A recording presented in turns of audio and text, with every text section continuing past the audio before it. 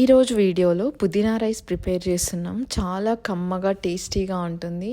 ఎలా ఉన్నారు అందరూ? I hope you all are doing great. Welcome back to my channel. ఎవరైనా కొత్తగా చూస్తుంటే ప్లీజ్ డూ సబ్స్క్రైబ్. ఈరోజు వీడియో వచ్చేసి పుదీనా రైస్. దీనికి కావాల్సింది పుదీనా తీసుకోండి. ఒక 2 కట్టలు చిన్నవి అయితే, పెద్దదైతే ఒక కట్ట తీసుకోండి. సో ఇది నేను చెప్పే క్వాంటిటీ ఇది. It's depends on your choice. మీరు ఎంత కావాలన్నా చేసుకోవచ్చు.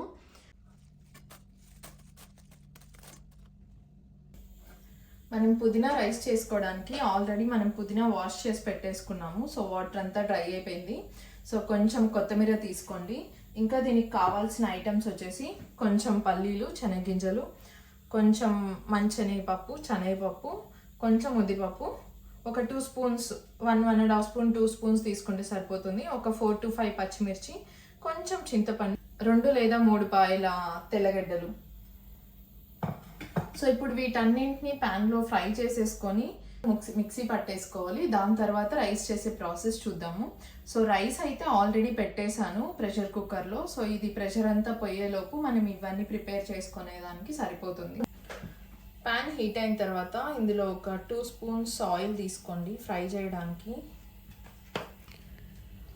ఆయిల్ వేడైన తర్వాత ఇందులో శనగగింజలు వేసి ఫస్ట్ ఫ్రై చేసేసుకోవాలి. సో నేను ఫస్ట్ శనగగింజలు వేస్తాను, ఎందుకంటే ఇది కొంచెం టైం పడుతుంది ఫ్రై అవ్వడానికి.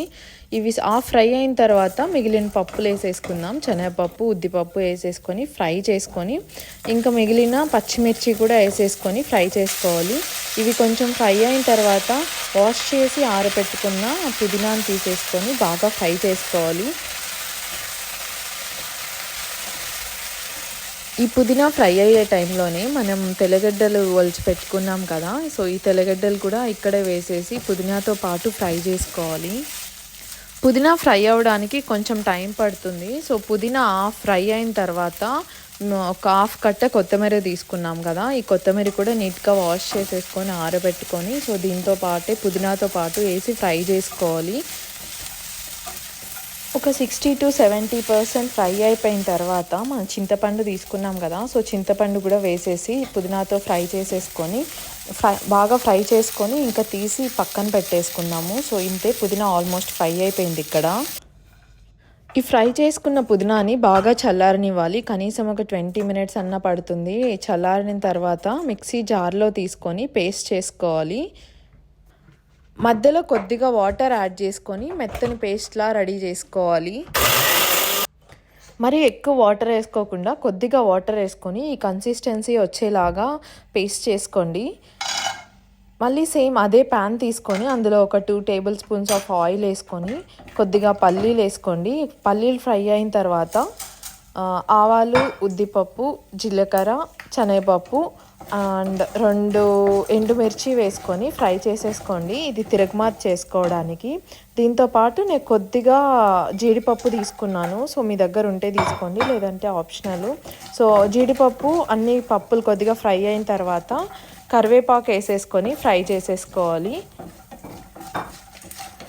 లాస్ట్లో అన్ని పప్పులు ఫ్రై అయిపోయిన తర్వాత ఆనియన్ వేసుకుంటున్నా. చిన్న ఆనియన్ ఒక్కటి తీసుకోండి. సో పెద్దగా ఉంటే ఒక హాఫ్ ఆనియన్ తీసుకొని ఫ్రై చేసుకోండి.